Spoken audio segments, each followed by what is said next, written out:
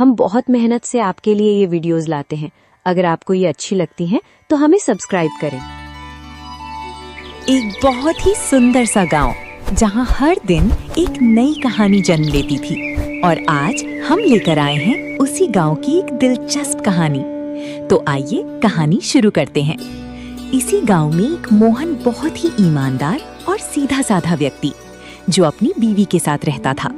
मोहन की बीवी बहुत ही समझदार थी। मोहन का एक 10 साल का मोनू नाम का लड़का था। मोहन का अपना चिली पटेटो का एक सुंदर सा ठेला था जिसे वो रोज गांव के चौराहे पर लगाया करता था। एक दिन मोहन अपनी पत्नी के साथ बैठकर बात करता है और बोलता है, अरे सुनती हो, आज बहुत देर हो गई है। तुम जल्दी से मेरे लिए खाना लगा दो तो मैं खाकर अपना ठेला लेके चला जाऊं। आप सही बोल रहे हो, आज तो समय का पता ही नहीं चला। आप थोड़ी देर बैठिए, मैं अभी आपके लिए और मोनू के लिए दोनों के लिए खाना परोस देती हूँ। फिर उसकी पत्नी ने तीनों के लिए खाना परोस दिया और उसके बाद वो नाश्ता करने लगे। नाश्ता करने के बाद मोहन बोलता है, तो चलो, अब मैंने खाना खा लिया, अब मैं अपना ठेला लेके चला जाता हूँ। ठीक है जी, आप चले जाइए, लेकिन आज मौसम को देखकर लग रहा है कि आज बहुत तेज बारिश होगी। अगर बारिश हो जाए तो आप जल्दी घर आ जाना। और जब मोहन बाहर आकर देखता है तो बाहर बहुत तेज बारिश शुरू हो गई थी। उस बारिश को देखकर मोहन बोलता है, अरे, इस बारिश को भी अभी शुरू होना था। वैसे ही मेरे छोटे से ठेले पर बहुत कम लोग खाने आते हैं, इस बारिश के चलते वो भी नहीं आएंगे। इतना कहकर मोहन भरी बारिश में अपने ठेले को लेकर चला जाता है। मोहन अपने ठेले की जगह पर पहुंचकर ठेले को खड़ा कर देता है और फिर वहां खड़े खड़े ग्राहकों का इंतजार करता है। उसे ग्राहकों का इंतजार करते करते बहुत देर हो जाती है और फिर वो परेशान होकर बोलता है, अरे आज तो इस बारिश के कारण मेरे ठेले पर कोई भी आ ही नहीं रहा है, और दिनों में अब तक कोई ना कोई तो आ ही जाता था। और फिर थोड़ी देर बाद उसे एक व्यक्ति उसकी ठेले की तरफ आते हुए दिखता है। उसके आने के बाद, अरे क्या बात है मोहन भाई, इतनी बारिश में भी तुमने अपना ठेला लगा लिया, और क्या बेच रहे हो आज? पूरे गांव में खुशबू फैल गई है। क्या करें भाई, गरीबी इतनी है, चाहे कितनी बारिश या तूफान हो, मुझे अपना ठेला लेकर निकलना ही पड़ता है। तुम बताओ, तुम्हारे लिए इस बारिश में गर्मा गर्म एक प्लेट चिली पोटैटो लगा दूं? अरे वाह, ऐसी तेज बारिश में गर्मा गर्म चिली पोटैटो। तुम एक काम करो, मेरी एक प्लेट चिली पोटैटो पैक कर दो। ठीक है भाई, मैं अभी पैक करके तुम्हें दे देता हूँ। इतना कहकर मोहन उसके लिए एक प्लेट गर्मा गर्म चिली पटेटो पैक कर देता है और फिर वो व्यक्ति मोहन के पैसे देकर चला जाता है। और वो व्यक्ति जैसे ही जाता है उसके बाद एक और व्यक्ति मोहन के ठेले पर आता है और वो मोहन को बोलता है, अरे भाई, ये तो बहुत बढ़िया हुआ तुमने आज दुकान खोल रखी है। मुझे बहुत तेज भूख लग रही है। तुम एक काम करो, मेरे लिए 2 प्लेट तीखे गर्मा गर्म चिली पटाटो पैक कर दो। जरूर भाई, लेकिन तुम्हें 2 मिनट इंतजार करना पड़ेगा। कोई नहीं, तुम 2 मिनट ले लो। अरे मेरा मन तो यहीं खाने का था, लेकिन इस बारिश के चलते नहीं खा पाऊंगा। फिर मोहन उसके लिए 2 प्लेट तीखे गर्मा गर्म चिली पटेटो पैक कर देता है और वो व्यक्ति उनके पैसे देकर चला जाता है। और फिर उसके बाद उसके ठेले पर कोई नहीं आता और वो पूरे दिन खाली खड़ा रहता है और शाम होते ही घर की ओर जाने लगता है। पूरा दिन हो गया, सिर्फ 2 व्यक्ति ने ही खरीदी करी है। ये बारिश तो रुकने का नाम ही नहीं ले रही है। चलो अब शाम हो गई है, घर चला जाता हूँ।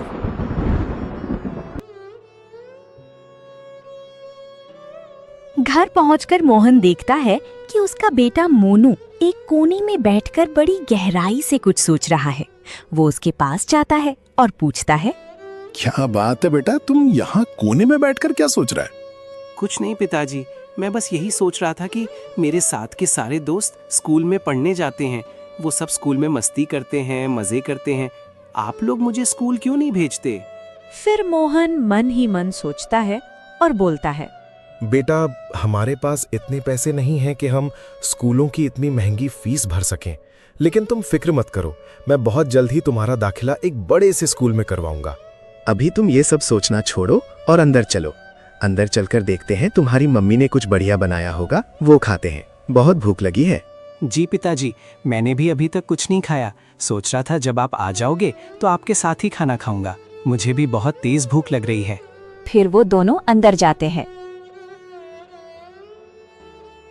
अंदर आकर उसकी पत्नी बोलती है, आ गए आप? मैं आपका इंतजार कर रही थी। चलिए अब आप दोनों बैठ जाओ, मैं खाना परोस देती हूँ। हाँ, अब तुम जल्दी से खाना लगा दो, हम दोनों को बहुत तेज भूख लग रही है। ठीक है, आप दोनों हाथ पैर धोकर आ जाओ, मैं तब तक खाना परोस देती हूँ। उसके बाद वो तीनों बैठकर खाना खा लेते हैं। और फिर कुछ दिन बारिश ऐसे ही बिना रुके पड़ती रही, लेकिन मोहन ऐसी भरी बारिश में भी रोज अपना ठेला लेकर जाता और बहुत कम लोग ही उसके ठेले पर कुछ खाने आते थे।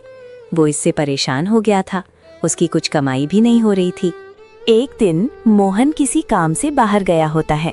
जैसे ही मोहन घर आता है तो देखता है कि उसका चिली पटेटो का ठेला उसके घर के बाहर नहीं है।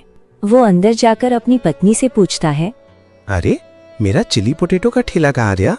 लगता है किसी ने बारिश में मेरा ठेला चुरा लिया है। हे भगवान, ये क्या हो रहा है हमारे साथ? पिताजी, अब हम आगे क्या करेंगे? आप ज्यादा चिंता मत करिए, भगवान पर भरोसा करिए, भगवान कुछ ना कुछ रास्ता निकाल ही देंगे। तुम सही बोल रही हो, हमें भगवान पर भरोसा रखना चाहिए। इतना कहकर मोहन चिंता में पड़ जाता है और फिर वो घर में पड़ी पुरानी लकड़ियों और पुरानी चीजों से एक काम चलाऊ ठेला खुद बना लेता है। उस ठेले को देखकर उसकी पत्नी और बेटा दोनों ही बहुत हैरान हो जाते हैं। अरे वाह पिताजी, ये ठेला तो पहले वाले से भी बहुत अच्छा लग रहा है। हाँ बेटा, तुम सही बोल रहे हो। चलो अब अंदर चलते हैं। फिर अंदर जाते हुए उसकी पत्नी उसे रोककर बोलती है, सुनिए जी, घर का राशन खत्म हो रहा है, बस 2-3 दिन का राशन ही बचा है। मैं अपनी तरफ से पूरी कोशिश कर रहा हूँ, बाकी सब भगवान के भरोसे है। इतना कहकर वो बाहर जाके देखता है कि बारिश अभी भी लगातार पड़ रही है। हे भगवान, न जाने ये क्या हो रहा है। ये बारिश तो रुकने का नाम ही नहीं ले रही है। अगर मैं इस बारिश के रुकने का इंतजार करता रहा तो मेरे घर का क्या होगा? मुझे इस बारिश में ही निकलना पड़ेगा।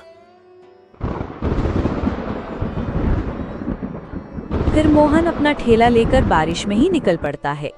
बारिश बहुत ही ज्यादा हो रही थी। वो अपना ठेला लेकर एक पेड़ के नीचे खड़ा हो जाता है।